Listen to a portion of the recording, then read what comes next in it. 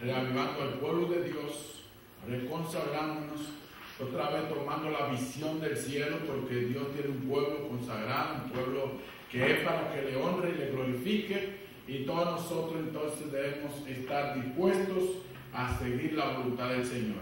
Hoy quisiéramos hacer hincapié en dos aspectos: el mandamiento de Dios, número uno, y número dos, en lo que es la consagración de todos nosotros. Y vamos a hablar un poco amplio de estos tres aspectos. Así que me gustaría que hagamos una oración para iniciar la predicación de la palabra de Dios. ¿Le parece bien? Vamos a orar. Padre nuestro Dios, gracias por darnos este magno privilegio de estudiar tu palabra. Hemos venido, Señor, porque tenemos hambre y sed de ti. Queremos aprender de tu voluntad. Queremos que te revele a nosotros, para de esa manera ser transformados a imagen y semejanza de nuestro Dios. Bendice este culto, recibe, Señor, a cada siervo, cada sierva que está aquí. Llénanos de tu santidad, ayúdanos a que podamos vivir arrepentidos y que podamos, oh Señor, tener en efecto un reavivamiento poderoso de tu presencia en nuestra vida. Señor, oramos para que bendiga a los presentes y a aquellos que no están tan bien, y que sustente cada día nuestras vidas en tus promesas y en tu palabra. Revélate a nosotros y suple nuestra necesidad en este momento. Oramos en el nombre de Jesús. Amén. Amén. Bien, es importante entender la ley de Dios, porque la ley de Dios Él nos la dejó a nosotros para que podamos caminar en su voluntad. De modo que si no conocemos la ley de Dios, puede ser que la voluntad de Dios se nos olvide o no la conozcamos. De modo que hoy quisiéramos presentar lo que ha sido nuestra lectura bíblica, ya que es una base muy importante. Está dentro de un tema que nos presenta sobre la fe. El apóstol Juan está hablando de la fe que vence al mundo, pero esa fe, nosotros como adventistas cristianos entendemos que somos salvos por la fe. La fe que tenemos en Dios, la fe que tenemos en el sacrificio de Cristo Jesús, la fe que tenemos en ese Salvador que Dios envió al mundo y que dio su vida para salvarnos, perdonarnos, para poder traer la liberación. Pero después que uno cree y acepta esto, muchas veces los afanes de este mundo tienden a que uno como que baje ese amor, que baje esa entrega. Pero hoy nosotros queremos presentarlo como una forma de un reavivamiento de ese amor, de esa entrega, de esa obediencia, de esa fe a nuestro Dios. Por ende, quiero que meditemos en los versículos 3 y 4. Estamos en 1 de Juan capítulo 5, versículos 3 y 4, donde nos dice la palabra de Dios: pues este es el amor a Dios, que guardemos, ¿qué cosa? Sus mandamientos, y sus mandamientos no son como gravosos, porque todo lo que es nacido de Dios vence a quién.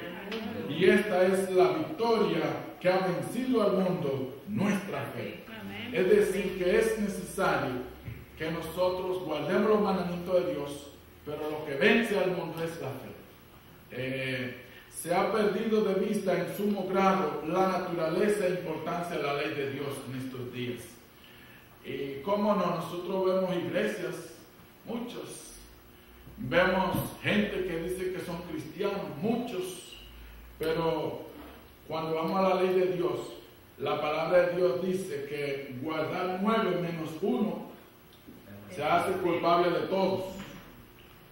Así que si guardamos 9 mandamientos, pero nosotros no guardamos ese número 10, no vamos a ser hechos culpables ¿de cuánto? De todos.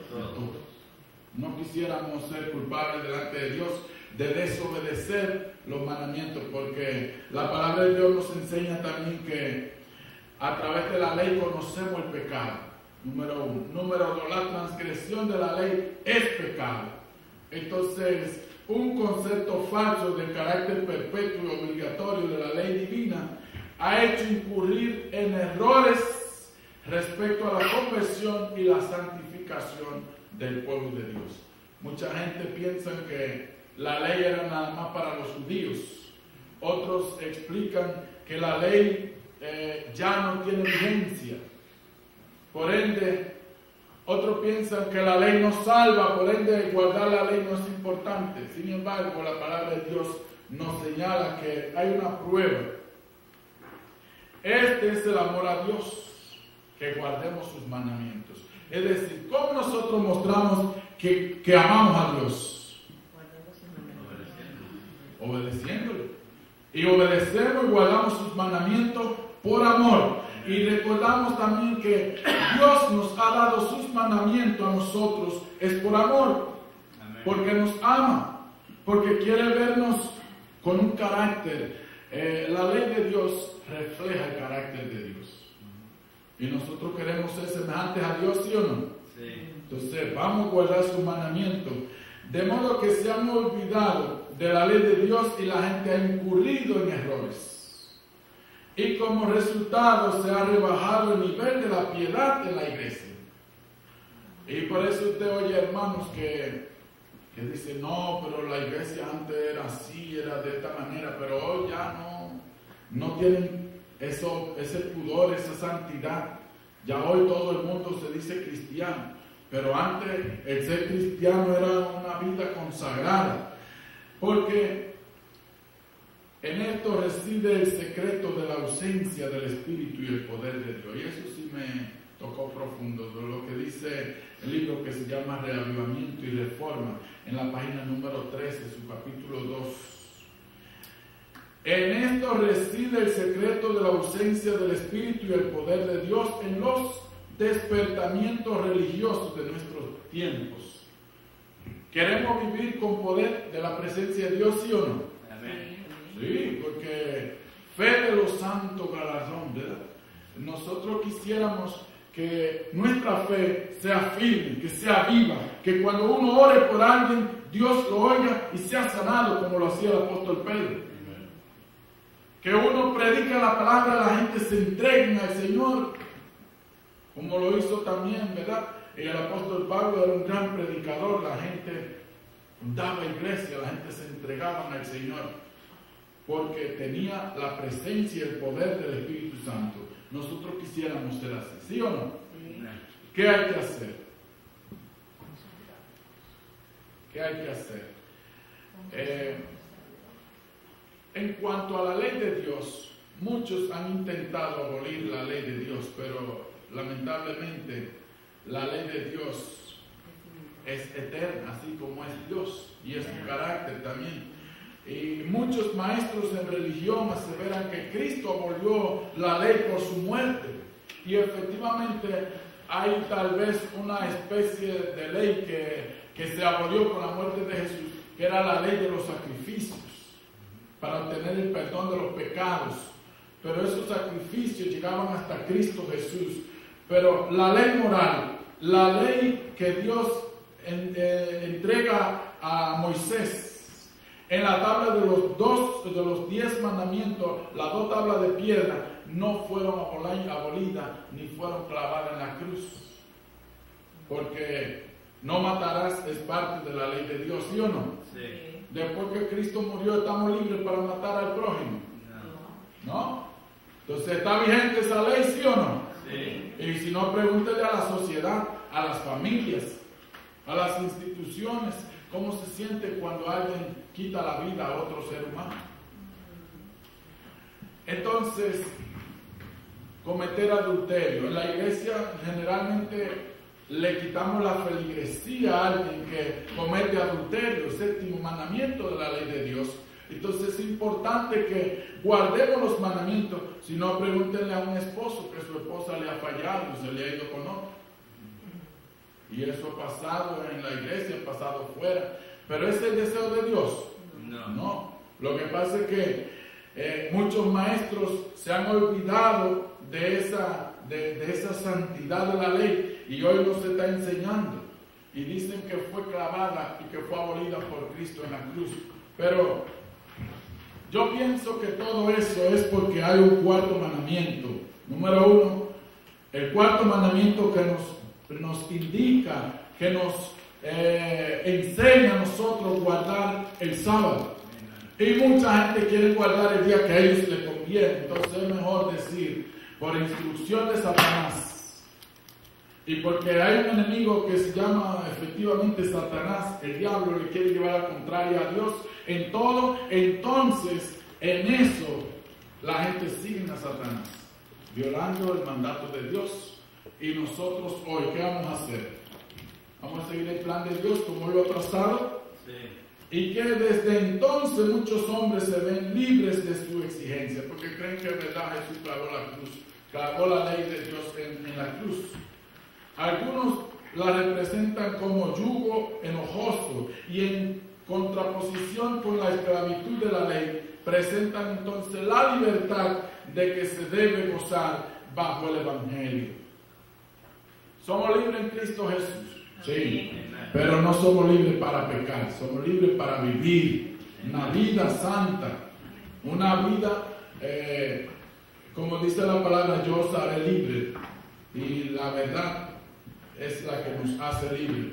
Ahora, vamos a mirar un poquito el papel de la ley en la experiencia espiritual, porque eso es muy importante. ¿Por qué Dios nos deja una ley? Lo primero es que el primer paso hacia la reconciliación con Dios del ser humano es la convicción del pecado. Si nosotros no entendemos que somos pecadores, ¿cómo vamos nosotros a reconciliarnos con Dios? Mucha gente que uno le toca visitar los hogares, las familias, entonces algunos dicen, no, porque yo soy santo, yo no tengo de qué arrepentir. Y me he encontrado con gente así. Yo no tengo nada de qué pedirle perdón a Dios. Mire, yo no fumo, yo no bebo, yo no bailo, yo no le quito a la esposa o el esposo a nadie. Yo no ando metiéndome en los pleitos ajenos, ni metiéndole chisme a nadie. Así que yo soy santo, yo no tengo nada de qué arrepentirme. Entonces cuando Cristo venga, usted se va, yo voy derechito al cielo. Y si no voy yo, me voy a pegar de mi esposa porque ella es cristiana. O el hijo dice, no, yo me voy junto con mi mamá porque ella tiene toda la vida cristiana y él no quiere aceptar la voluntad de Dios. ¿Será que el mundo tiene ha tergiversado el plan de Dios? Pero lo primero que debemos entender es que somos pecadores. Y la palabra de Dios nos presenta en 1 Juan capítulo 3, versículo 4. Y los que están allí, que han leído la lectura bíblica, pueden solamente voltear la página. Aquí encontramos que Dios nos dice en 1 Juan capítulo 3, versículo 4. Todo aquel que comete pecado, ¿qué hace? Infringe también la ley, pues el pecado es infracción de la ley. De modo que nosotros encontramos el papel de la ley. La ley nos señala el pecado. La ley nos muestra a nosotros lo que está mal delante de Dios. Y el libro de Romanos, capítulo 3, versículo 20, también lean conmigo, por favor, el libro de Romanos, capítulo 3, versículo 20. Romanos, capítulo 3, versículo 20, la palabra de Dios nos dice, ya que por las obras de la ley ningún ser humano será justificado delante de él, porque por medio de la ley es el conocimiento del pecado. Es decir, dos aspectos muy importantes. El pecado es transgresión de la ley, pero la ley nos señala a nosotros lo que es pecado. Así que ese es el papel de la ley, es señalar a nosotros el pecado y decirnos, llega hasta aquí porque si pasa ya te metiste en pecado. Hay algo más que nos dice la sierva del Señor, dice, para reconocer su culpabilidad, el pecador debe medir su carácter por la gran norma de justicia que Dios dio al hombre. ¿Cuál es la gran norma de justicia que Dios dio al hombre? La ley. Si queremos nosotros ver si somos culpables o no, hay que ir a mirar la ley. Así que la ley funciona como un espejo que muestra la imagen del carácter perfecto de Dios y carácter justo, y que nosotros ahora nos permite discernir los defectos de nuestro propio carácter. ¿Queremos vivir con Jesús en el cielo? Entonces hay que tener un carácter semejante a Él. Amor a Dios, amor al prójimo. Y ahí se resume la ley de Dios. Hoy quisiéramos entonces mirar que en la experiencia espiritual, la experiencia que nosotros tenemos, podríamos mirar que hay dos tablas de la ley. La primera se refiere a nuestro amor hacia Dios y la segunda, nuestro amor hacia el prójimo. 4 mandamientos que nos enseñan el amor a Dios y 6 mandamientos que nos enseñan el amor al prójimo. Por eso, la obra de la conversión y la obra de la santificación es reconciliar a los hombres con Dios. Recuerden eso. La obra de la conversión, y sería bueno investigar y aclarar qué significa ser un convertido o qué es conversión. Y la santificación también. Vamos a mirar un poco estos dos aspectos de la vida cristiana en relación con la ley. De modo que reconciliar a los hombres con Dios es la obra de la conversión y la santificación. Entonces, poniéndonos de acuerdo con los principios de la ley, logramos arrepentirnos y logramos santificarnos. Pero, ¿qué es la verdadera conversión? Se espera que todos nosotros seamos convertidos. ¿Y qué significa ser un convertido? Hay un autor, se llama David Punk. Él es un escritor y ha escrito varios libros, pero he encontrado algunos aspectos que presenta sobre lo que es la conversión. Y antes de leerlo, me gustaría hacerle algunas preguntas. ¿Será simplemente, la verdadera conversión será simplemente profesar a Cristo como Señor y Salvador? ¿Qué usted piensa? Confesar a Cristo como Señor y Salvador, ¿eso es ser convertido? ¿Cómo y cuándo es uno convertido? ¿Cómo? Tal vez nosotros no podemos relatar esa experiencia de cuando nos convertimos al Señor o cuando nosotros sufrimos esa transformación, pero si tiene la confianza en Dios. Hay un libro que se llama El Camino a Cristo, escrito por la hermana Elena G. de White, y este libro nos señala a nosotros en el capítulo 2 sobre el verdadero arrepentimiento. Ahora, la verdadera conversión es arrepentimiento. ¿Es algo repentino, inmediato? ¿O es un proceso gradual que dura toda una vida? ¿Qué ustedes piensan?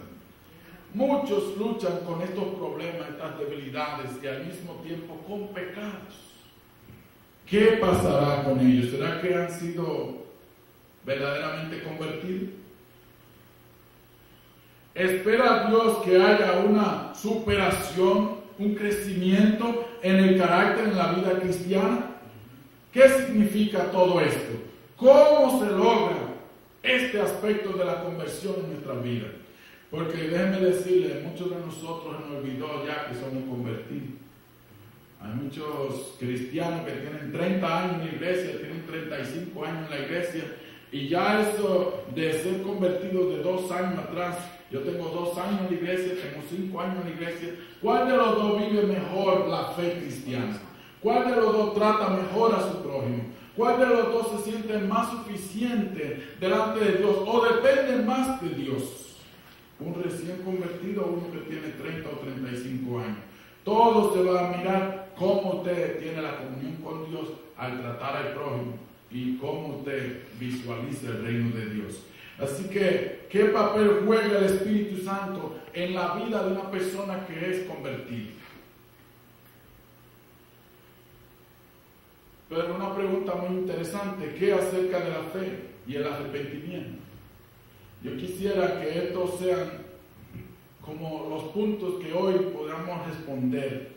Muchos asumen que deben ser perfectos, otros juzgan el camino de Dios de acuerdo a la conducta de los cristianos. Y ustedes han oído decir a algunas personas, no, porque si esos son los cristianos, yo me quedo aquí donde estoy. Yo soy más santo que eso. Pero nunca va a la iglesia, nunca lee la Biblia, nunca se ha oído que se ha convertido. Él no da testimonio de Dios.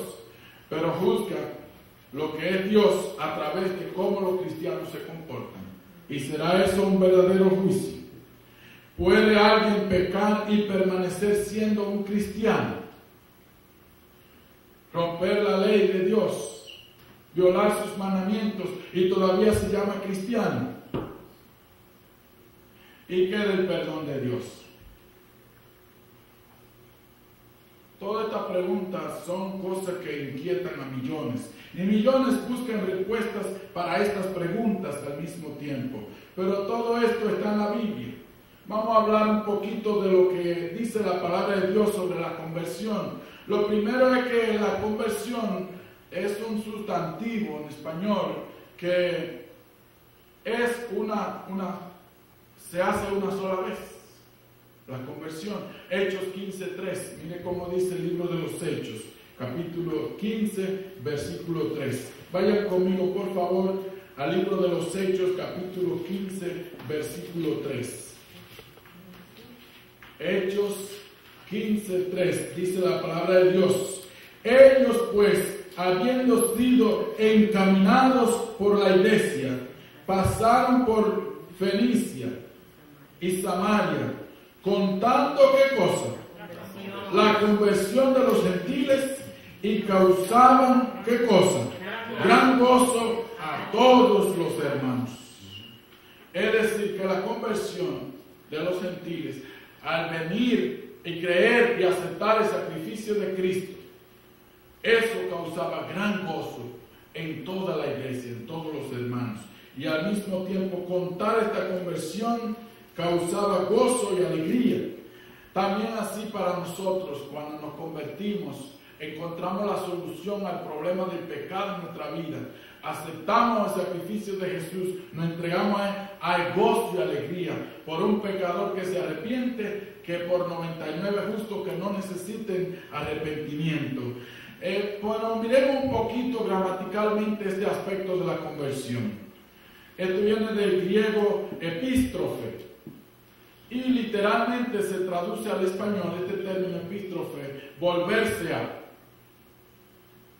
Es decir, que cuando uno se convierte, se vuelve de su mal proceder, de su mal camino, vuelve a Dios, vuelve a los principios que Dios ha dejado. Ahora, de una forma verbal, convertir aparece algunas veces en forma activa en la Biblia.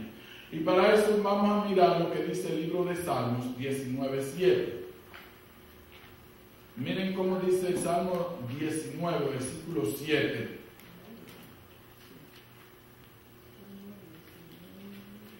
Estamos leyendo la palabra de Dios y en el libro de Salmos, capítulo 19, versículo 7, la palabra de Dios dice: la ley de Jehová es como que convierte a quién. Es decir, que cuando uno medita en la ley de Dios, observa la ley de Dios, compara las prácticas de su vida diaria, entonces uno pone su vida en armonía con esa ley, usted se ha convertido. Convierte el alma. ¿En qué? Aquí nos dice: el testimonio de Jehová es fiel, que hace sabio al sencillo.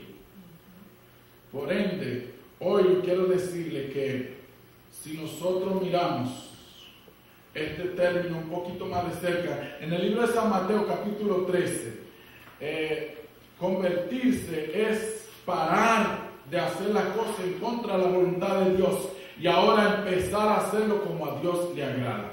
Eso es convertirse. Mateo capítulo 13, versículo 15.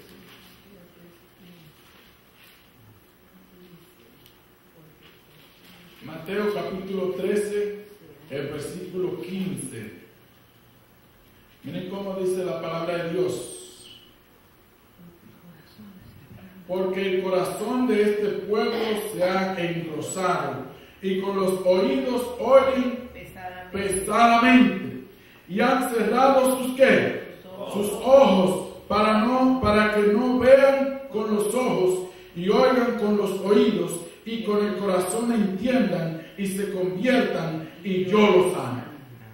Es decir que hay una interacción, número 1, de los ojos, número 2, de los oídos. Y cuando nosotros oímos la palabra de Dios y vemos lo que Dios quiere para nosotros, entonces hay una reacción interna dentro del corazón, que son las intenciones, son los pensamientos del hombre. Ahora hay una transformación y a eso se le llama se conviertan y yo los sano. Es decir, en otra palabra, los sana del pecado, los sana de todos los problemas de carácter que hay y al mismo tiempo este término sanar, hay otra versión que dice yo lo salve, es decir, salvarlo de la muerte, salvarlo del pecado, de la destrucción. Hoy Dios no solamente quiere salvarnos de allí, pero también quiere restaurarnos y darnos una nueva vida saludable. ¿Qué significa una verdadera conversión entonces? Es darse vuelta, número 1. Número 2, girar hacia atrás. Cuando nosotros íbamos marchando hacia el frente de la destrucción, guiados por nuestras intenciones, deseos y por nuestros pensamientos, ahora usted se encuentra con la ley de Dios, se encuentra con el Señor, escucha, ve, medita y es transformado. Ahora hay una conversión. Ir hacia atrás, vuelve atrás y esa conversión significa que el alma se vuelve del pecado a Dios. ¿Cuántos dicen amén? Amén. Volverse del pecado, del camino a la destrucción a Dios para ser salvo, para alcanzar misericordia. El apartarse del pecado es el paso del arrepentimiento entonces. ¿Cuántos nos hemos apartado del pecado? ¿Cuántos estamos arrepentidos? Si no nos hemos apartado del pecado, no estamos arrepentidos. Porque el arrepentimiento produce dolor por haber pecado, por haber ofendido a nuestro Dios. El arrepentimiento produce dolor, no por la consecuencia, pero porque usted ya comprendió que no es lo correcto y ahora se siente mal dentro de sí. Y ahora sí está dispuesto a escuchar la voz de Dios. Al volver a Dios es el acto de fe mediante el cual la salvación se hace posible en el ser humano. Así lo dice Efesios capítulo 2, versículo 8. Miren cómo lo presenta el apóstol Pablo. Efesios capítulo 2, versículo 8. Vamos a meditar en esta porción de la palabra brevemente. Porque por gracia sois salvos. ¿Por medio de qué cosa? De la fe. Y esto no de vosotros, pues es don de quién? Don de Dios. Así que por gracia sois salvos. Es un acto de fe, es la conversión mediante el cual la salvación se hace posible. Al convertirnos, y el versículo 9 dice, no por obras, para que nadie se gloríe. Viene a través de la fe en Dios. Entonces, volvemos a preguntar, ¿qué es un verdadero cristiano?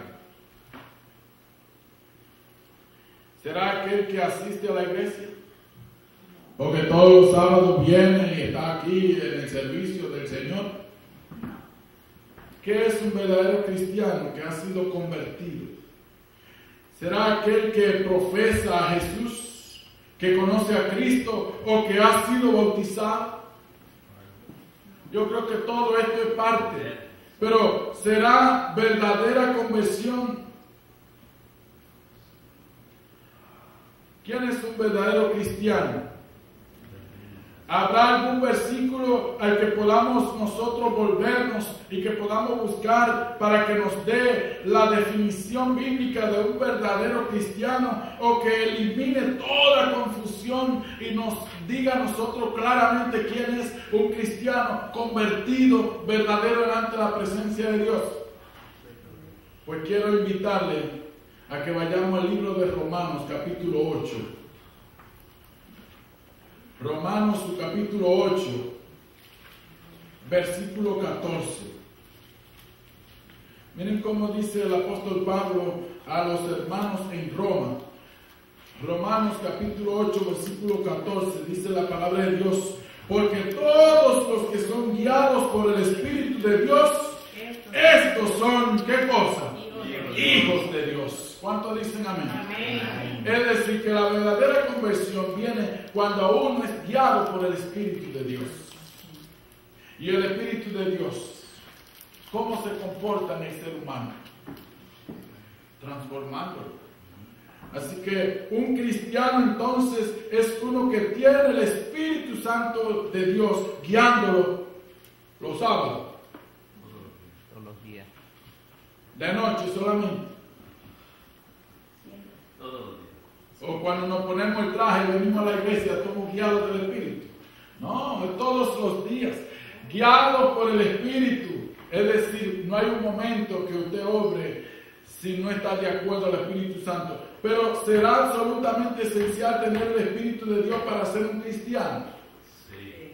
Porque lo dice.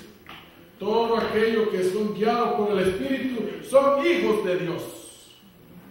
Entonces, en este punto, el contexto, Pablo ya había dicho, si nosotros leemos el versículo 9, miren cómo lo dice él en el versículo 9. Mas vosotros no vivís según la carne, sino según el Espíritu, si es que el Espíritu de Dios mora en vosotros, y si alguno no tiene el Espíritu de Cristo, no es de él. Es decir, que para nosotros mostrar que somos verdaderamente convertidos, que somos santos, cristianos, el Espíritu primero es nuestro guía, y el Espíritu de Cristo debe estar en nosotros. Yo creo que aquí hay algo. El Espíritu y Cristo son dos partes iguales en la Trinidad. Pero el Espíritu de Cristo fue aquel que dice el apóstol: haya pues en vosotros este mismo sentir que hubo también en Cristo Jesús, el cual no escatimó ser igual a Dios, sino que se humilló. Y al humillarse se hizo tan humilde que murió, y no de cualquier muerte, sino muerte de cruz. ¿Estamos nosotros dispuestos a eso? Mis queridos, de modo que la palabra de Dios es clara cuando nos dice: mas vosotros no vivís según la carne. Todo el que vive envuelto en los aspectos de la carne. Es bueno que hoy nosotros meditemos, porque el libro de Efesios capítulo 5 también nos dice cuáles son los frutos del Espíritu y los frutos de la carne.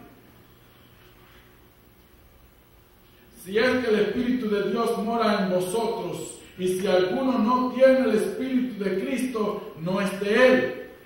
Entonces, ¿quedamos claros lo que es la conversión? Es importante uno convertirse, pero no puede convertirse, obviamente, en un cristiano verdaderamente convertido si no observa los mandamientos de Dios. Pero hay otro aspecto, es que después que uno es convertido, que es transformado, ya no vive según la carne, ahora vive según el Espíritu, ahora empieza un proceso de la santificación. ¿Cuántos dicen amén?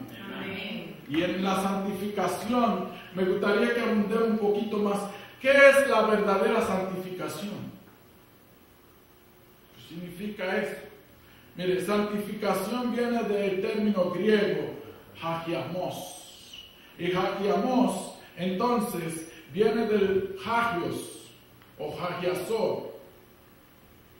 Y esto significa, número 1, consagrar, número 2, santificar, y número 3, separar. Así que si usted habla griego, cuando usted separa algo para la hermana o para su tía, entonces usted dice hagiasó. Está separado. ¿Quién le pone la mano a eso? es para ella. Pero aquí también, ahora nosotros vemos que el término viene del hebreo también, Gadash o Gadash, que significa apartar del uso común. También significa santidad, consagración o santificación. Son términos que todos giran alrededor allí y nosotros vemos lo que pasaba en el santuario. La santificación entonces es un estado de separación para Dios. ¿Para quién? Para Dios. ¿O para los chismes? Nos separamos para ir a controlar todo lo que está pasando en el mundo para no decir más nada, decimos Hollywood. Así que santificación es un estado de separación para Dios. ¿Para quién? Para Dios. ¿Cuántos dicen amén? Amén. Y no voy a preguntar cuánto el Señor nos ha separado para Él. Ahora, ¿quién es que se separa? ¿Se separa usted o no separa Dios? Dios. Recuerden que quien nos guía es el Espíritu de quién? De Dios. Y una vez que yo me arrepiento, que he reconocido mis pecados, me arrepiento y me torno a Dios, ¿de quién soy? De Dios. Entonces, ¿quién es que me separa? Dios. De modo que la santificación también nos la asigna Dios. Todos los creyentes entran en este estado cuando son nacidos de Dios. 1 Corintios capítulo 1 versículo 30, miren cómo lo presenta la palabra del Señor. 1 Corintios capítulo 1 versículo 30.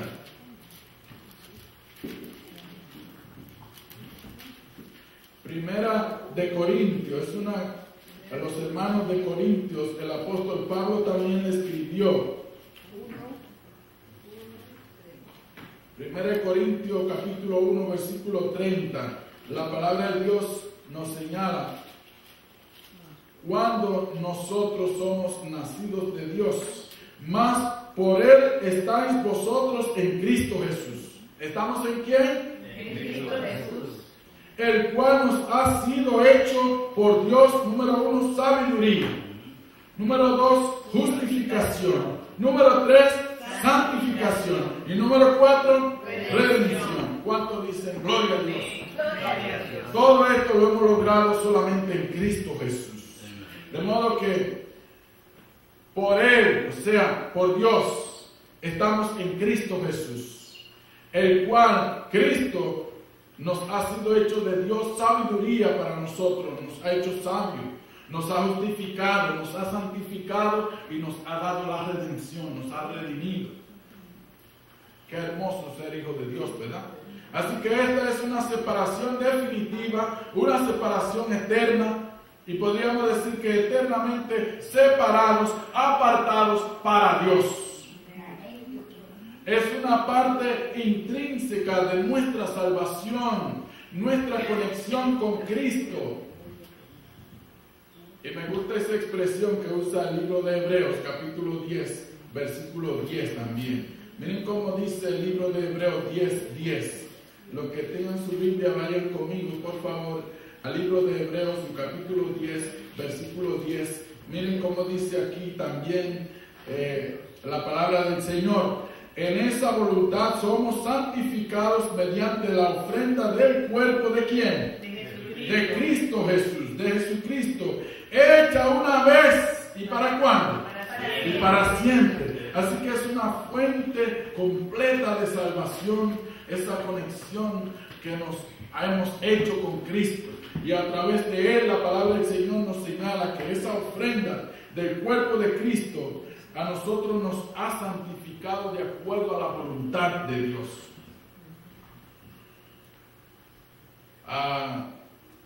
Podríamos hablar sobre la experiencia práctica de esta separación en Dios. Nosotros hemos sido separados para servir al Señor. Y esa separación es el resultado de la obediencia a la palabra de Dios, a la palabra de vida. Esa palabra que Dios nos ha dejado en la vida de cada uno de nosotros. Cuando esa palabra obra en nosotros, nos transforma. Por eso es que hay que estudiar la palabra de Dios. ¿Cuándo? Una vez a la semana. Todos los días. ¿Cuándo hay que estudiarla? Todos los días. todos los días, para que entonces pueda llegar a nosotros el poder del Espíritu y nos transforme. Y ahí entonces seguimos el proceso de la santidad. Ha de ser buscada fervientemente por el creyente entonces. El resultado de la obediencia a la palabra viva de Dios nos da la transformación, la santificación, y debemos buscarla. ¿Cuándo dijimos? Diariamente. Miren cómo dice el apóstol Pedro. Y antes de ir al apóstol Pedro, me gustaría que leamos Hebreos 12:14. Miren cómo dice la palabra de Dios. Hebreos 12:14. Seguid la paz con cuántos. Con todos. O con lo que me dan comida, nada más. O solamente con lo que dicen, oh sí, pastor, usted predica muy bien. Me gusta escucharlo predicar. Es difícil también seguir la paz con aquellos que dicen, hey, mire, preach a little bit better. Usted, pastor, lo que usted dice como que no tiene, ¿verdad? Pero nosotros quisiéramos que todos nos llevemos bien. Y no es que quisiéramos. Aquí dice buscar, está en imperativo, modo imperativo. Entonces, buscar la paz con ¿cuántos? Con todos. Hacer, la palabra de Dios es maravillosa. Versículo 14. Miren, aquí dice algo más. Aquí dice buscar la paz con todos y la santidad sin la cual nadie verá quién. Dos cosas importantes. ¿Quién es su enemigo? ¿Usted lo tiene cerca o está aquí o está lejos? Vaya hoy y haga la paz. ¿Está bien? El único enemigo que el cristiano debe tener se llama Satanás, que se le llama la serpiente antigua o diablo. Ese es el único enemigo porque él no persigue nuestro bien. Él quiere nuestra destrucción. Ahora esa la tiene que ver con nuestro Padre Celestial. Nosotros no tenemos por qué luchar con Satanás. La lucha ya Jesús la ganó en la cruz del Calvario. Ahora nosotros tenemos que aceptar esa victoria y vivir de acuerdo a ella. ¿Cuántos dicen amén? Ahora, miren cómo dice el libro de 1 Pedro 1:15. Un poquito más adelante, miren. 1 Pedro capítulo 1, versículo 15. Es necesario buscar la santidad. Ya dijimos que la paz y la santidad no podemos ver al Señor si no estamos en paz y si no tenemos la santidad de Dios. Muy bien, entonces, Hebreo 1:15, la palabra de Dios dice, Primera de Pedro, debo decir, Primera de Pedro 1:15, dice, sino como aquel que os llamó es santo, sed también vosotros como santo en toda vuestra manera de qué? De vivir. O solamente en el vestido. Solamente en el vestido que hay que ser santo. En la palabra, lo que vamos a hablar, lo que vamos a ver, lo que vamos a hacer, a dónde vamos. ¿Verdad que la palabra de Dios es gloriosa? Nos estamos gozando en la presencia de Dios porque estas son instrucciones que nos da su palabra. Ahora, la santificación comprende la separación de los creyentes para el propósito por el cual fuimos enviados al mundo. ¿Fuimos cómo? Enviados ¿a dónde? Al mundo. Miren cómo lo presenta Juan 17:18. Y aquí se pone como ejemplo Cristo Jesús. Y él dice, como tú me enviaste al mundo, así yo los he enviado al mundo. Y por ellos yo me santifico a mí mismo, para que también ellos sean santificados en la verdad. Es decir, a nosotros ser enviados. Jesús es santificado en nosotros. Pero ahora nosotros para ser santos, está la verdad, está la palabra. ¿Cómo es que nos santificamos? ¿A través de qué? De la palabra. Santifícalo en tu verdad, tu palabra es la verdad. Así, si mi pueblo, dice allá el libro de Segunda Crónica, miren, ¿qué es la conversión y la santificación mezcladas, las dos cosas? Bueno, nosotros podríamos encontrar, número uno, que el resultado de eso en nuestra vida es humildad, es perdón y al mismo tiempo curación. ¿Estamos claros? Número uno, humildad, perdón y curación. ¿Cuántos estamos enfermos por ahí? Miren cómo dice 2 Crónicas 7:14. Si estás enfermo y necesitas la presencia de Dios. 2 Crónicas 7:14. Si mi pueblo que lleva mi nombre se humilla y ora y me busca y abandona su mala conducta, yo lo escucharé desde el cielo. ¿Desde dónde nos va a escuchar? Desde el cielo. Esta es la nueva versión internacional. Perdonaré su pecado y restauraré su tierra. Miren, tres cosas, tres condiciones. Número uno, el pueblo sobre el cual el nombre de Dios es invocado. ¿Somos nosotros ese pueblo, sí o no? Entonces, miren, tres cosas que debemos hacer. Número uno, humillarnos.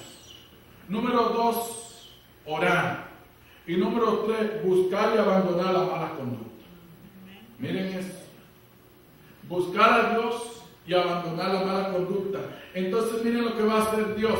Desde el cielo nos va a escuchar. Y número uno, va a perdonar nuestro pecado. Y número dos, nos va a restaurar. Restaurar. No solamente nuestra vida, sino toda la tierra. Gloria a Dios. Queremos que la tierra sea restaurada. Ese es el plan de Dios, restaurar nuevamente el Edén perdido. Pero para eso necesitamos nosotros como pueblo de Dios humillarnos, buscarle, orar y también nosotros vamos a abandonar nuestra mala conducta. Por tanto, hagan morir todo lo que es propio de la naturaleza terrenal. ¿Qué son las cosas de la naturaleza terrenal para una conversión? Primero, aquí nos señala Colosenses 3:5. Miren, es bueno que leamos esta en otra versión. Colosenses capítulo 3, versículo 5. Colosenses capítulo 3, versículo 5. Haced morir pues lo terrenal en vosotros. Y lo terrenal son fornicación, impureza, pasiones desordenadas, malos deseos, avaricia, que es ¿qué más? Y cosas por las cuales la ira de Dios viene sobre los hijos de desobediencia. Hay que abandonar eso. Pero miren esta versión, la nueva versión internacional, miren cómo lo presenta. Por tanto, hagan morir todo lo que es propio de la naturaleza terrenal. ¿Cuál es la naturaleza terrenal? Nosotros, la carne, las cosas de este mundo. Y las cosas terrenales son inmoralidad sexual. A eso se le llama en la otra versión que ya leímos, fornicación. Y además viene la impureza, que a eso se le llama aquí también impureza. Y después vienen las pasiones bajas, los malos deseos y la avaricia. Bueno, hemos hablado de lo que es convertirse al Señor. Y convertirse al Señor es alcanzar misericordia y arrepentimiento y perdón. Así también lo presenta según en Crónica 39. El Señor su Dios es compasivo y misericordioso. Si ustedes se vuelven a Él, jamás los abandonará. Dios es compasivo. Entonces, como Él es compasivo, quiere que nos tornemos a Él. Es un arrepentimiento. ¿Y qué va a hacer Dios ahora, después que estamos en Él? Nos va a perdonar. Nos va a perdonar. Y aquí la palabra de Dios es hermosa, ¿verdad? Jamás los abandonará. Por eso se cumple la promesa que está en San Mateo capítulo 28, ¿verdad? Versículos 18, 19 y 20. Y aquí yo estoy con vosotros todos los días. ¿Hasta cuándo? Hasta el fin del mundo. Hasta el fin del mundo. ¿Queremos contar con la presencia de Dios? Ahora, por tanto, para que sean borrados sus pecados, arrepiéntase y vuélvase a Dios a fin de que vengan tiempos de descanso de parte del Señor. Así que el pecado tiene una solución, que es el perdón. Y para ser perdonados necesitamos arrepentimiento. Y entonces de ahí en adelante Dios nos acoge como sus hijos, nos santifica, nos hace puro y ahora sí vivimos con el Espíritu de Dios todos los días y somos hijos de Dios. ¿Hijos de quién? De Dios. Preparados para tener el carácter de Dios en nosotros. Y ahora cuando Cristo venga, ¿quiénes que van para el cielo? Nosotros. Todos esos hijos que hemos esperado su venida. Yo quiero estar ahí. Amén. Amén. ¿Y ustedes quieren estar ahí también? Amén. Ese es el plan de Dios. Así que el alcance de la ley, ya vimos que es amplio. Pero procura que seamos, número 1, santos, y número 2, o sea, convertidos, y número 2, santos. Dios nos quiere santificar. Y voy a concluir diciendo entonces que la ley revela al hombre sus pecados, pero no dispone ningún remedio para resolver ese problema. Ahora, mientras promete vida al que obedece, declara que la muerte es lo que le toca al que transgrede la ley de Dios. Solo el Evangelio entonces de Cristo puede librarnos de la condenación o de la mancha del pecado que nos señala la ley o que caemos a través de transgredirla. Y debe arrepentirse ante Dios cuya ley transgredió. Y ahora sí, tener fe en Cristo y después en ese sacrificio expiatorio y ahora sí, así obtiene remisión de los pecados cometidos anteriormente y ahora se hace partícipe de la naturaleza divina, según nos dice Primera de Juan. Partícipe de la naturaleza, ¿cómo? Divina. Gloria a Dios. Yo creo que después de esta palabra todos nosotros estamos listos para encontrarnos con Cristo. ¿Cuántos dicen amén? Amén. Puede ser el ser humano, o ahora el ser humano puede obedecer la ley de Dios por sus fuerzas, no puede. Los designios de la carne son enemistad contra quién? Dios. Porque no se sujeta a la ley de Dios ni tampoco puede. Así dice Romanos 7:8. Ahora, al principio el hombre fue creado a la imagen de Dios y la ha perdido. Ya no refleja la imagen divina, pero su corazón está en guerra con los principios de la ley de Dios. ¿Qué va a pasar? Hay esperanza. ¿Hay qué cosa? Esperanza. Es la obra de la conversión. ¿La obra de qué? De la conversión. Y la santificación, reconciliar a los hombres con Dios, poniéndolos de acuerdo con los principios de su ley. Y todos los méritos de Cristo pueden entonces restablecerse a la armonía del hombre y con su Creador. Así que esa armonía que el hombre necesita con su Creador solamente lo da el sacrificio, los méritos de Cristo Jesús. Jesús es fiel.